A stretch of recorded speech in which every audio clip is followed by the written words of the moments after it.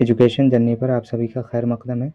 इससे पहले इस सीरीज़ की पहली वीडियो पार्ट 1 चैनल पे अपलोडेड है, आप वहाँ से जाकर देख सकते हैं। ये उसी का दूसरा पार्ट है। यहाँ ये बात ध्यान में रखें कि रिस्पॉन्स शीट के आधार पे अभी जो आपके स्कोर बन रहे हैं ये आपका मुकम्मल स्कोर नहीं है, ये प्रोविज़नल आंसर की है। उसके बाद फाइनल आंसर की आएगा, उसके बाद आपका रिज़ल्ट आएगा और रिज़ल्ट में नॉर्मलाइजेशन प्रोसेस अप्लाई होता है। तो इस प्रोसेस में आपके नंबर घट भी सकते हैं और बढ़ भी सकते हैं।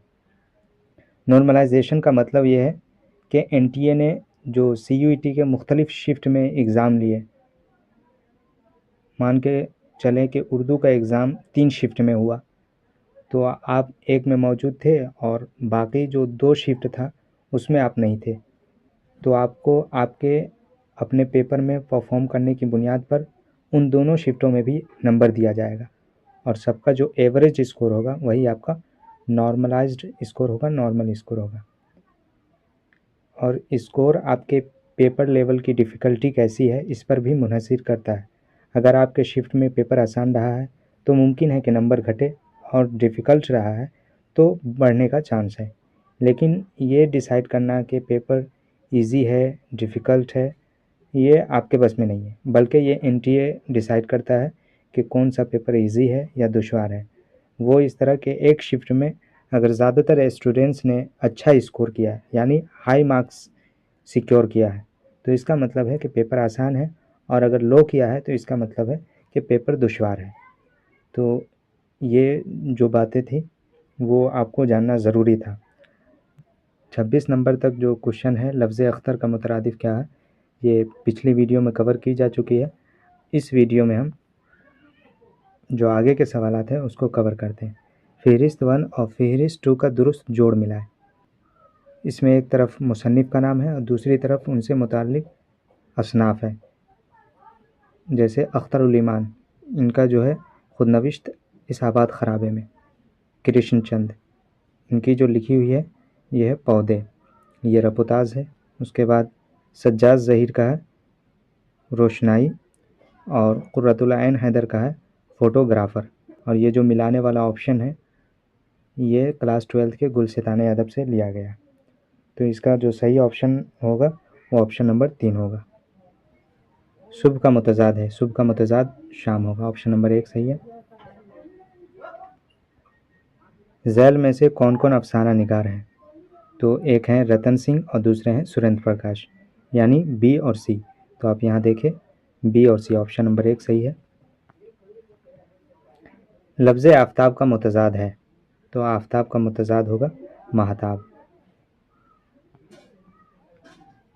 सवालात का वाहिद बताइए, तो सवालात का वाहिद है सवाल, ऑप्शन नंबर 4 सही है। लफ्ज़ नुकसान का मुतज़ाद क्या है, तो नुकसान का मुतज़ाद होगा नफ़ा, ऑप्शन नंबर 2 सही है। मुहावरा 9 2 11 होना क्या मुराद है, तो इसका मतलब है भाग जाना, ऑप्शन नंबर 1 सही है। बेवा किसका नावल है, तो ये प्रेमचंद का नावल है। लफ्ज़ वाफिर के क्या माना है, तो इसका माना है ज़्यादा मिक़दार, ऑप्शन नंबर 4 सही है।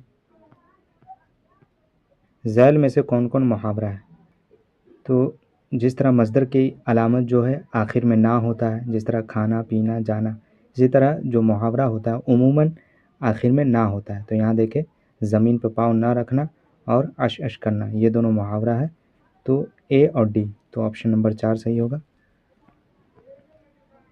शमशीर के क्या माना है, तो शमशीर का माना होगा तलवार, रिपीटेड क्वेश्चन है। ज़ैल में लफ्ज़ आफ्ताब के क्या माना है, तो आफ्ताब का माना होगा सूरज, ऑप्शन नंबर 3 सही है।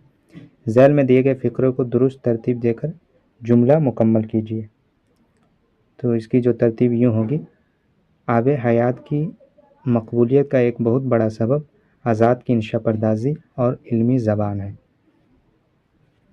ऑप्शन नंबर 4 सही होगा। हम बुलबुलें हैं उसकी, ये तो ये बहुत ही मशहूर इक़बाल की नज़्म का मिसरा है, यहाँ जो सही होगा वो गुलसिता। ये इक़्तिबास से सवालात आए हैं, इसमें 2 शख्स का नाम है, एक है दाननाथ जो कि सहल पसंद आदमी थे और एक कॉलेज के प्रोफेसर थे, और दूसरे हैं अमृत राय जो वकालत के पेशे से मुंसलिक थे और उसूल पसंद आदमी थे, यानी किसी भी काम को करते तो उसूल के साथ करते। इस इक़्तिबास से सवाल आया है कि उन्हें यानी अमृत राय को नाकामी का सदमा बहुत कम क्यों उठाना पड़ता था। तो इस वजह से क्योंकि वो जो भी मुकदमा लेते थे उसमें जी जान लड़ा देते थे। ऑप्शन नंबर 3 सही है इक़्तिबास के मुताबिक। दाननाथ किस पेशा से वाबस्ता थे? तो इसमें 2 पेशे का जिक्र है, अगर आप सही से ढंग से पढ़ेंगे तो इसका सही जवाब होगा ऑप्शन नंबर 1 प्रोफेसर। दाग़े मुफ़ारक़त के क्या माना है? तो दाग़े मुफ़ारक़त का माना है दुनिया से रुखसत हो जाना, दुनिया से चले जाना। अमृत राय ने बीवी के मरने के बाद कितने साल सैर व सियाहत में गुजारे? तो ऑप्शन नंबर 4 सही है 2 साल। दाननाथ की शख्सियत कैसी थी? तो दाननाथ की शख्सियत थी सहल पसंद, और जबकि अमृत राय की उसूल पसंद।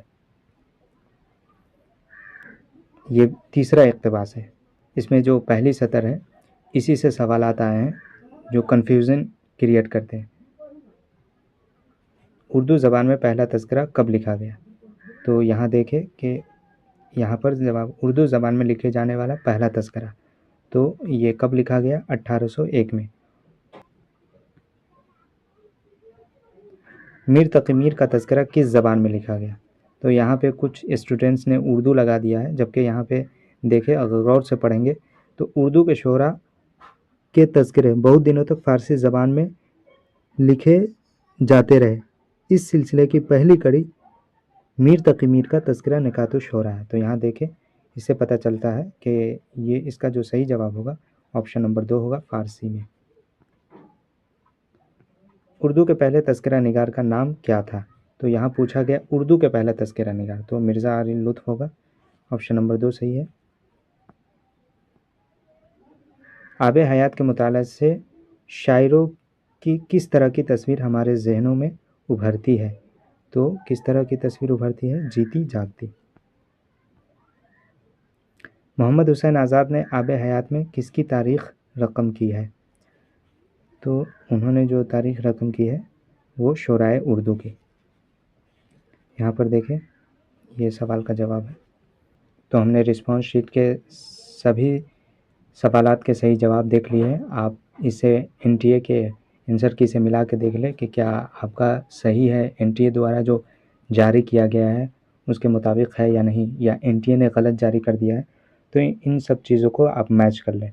और आप में से कई ऐसे स्टूडेंट्स हैं जो जामिया में बीए उर्दू में एडमिशन लेना चाहते हैं।